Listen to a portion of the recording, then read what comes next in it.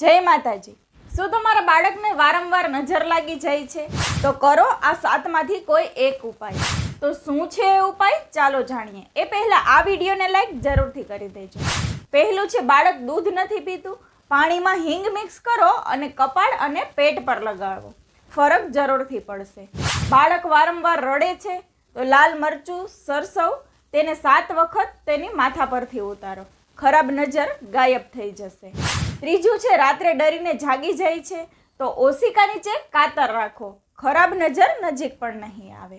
ચોથું છે, જમતું નથી બાળક તો રોટલી પર ઘી અને ગોળ લગાવો અને બાળકને ખવડાવો, તેનાથી તે જમશે પણ અને તેને પોષણ પણ મળશે। પાંચમું છે, વધારે નજર લાગે છે તો કાન પાછળ કાજળનું એક નાનું ટપકું લગાવો, સૌથી સરળ અને રક્ષણાત્મક કવચ કહેવાય છે। છઠ્ઠું છે, વારંવાર બીમાર પડે છે તો શનિવારના દિવસે માથા પરથી તેલ ઉતારો અને તેને દીવામાં બાળો। જય માતાજી।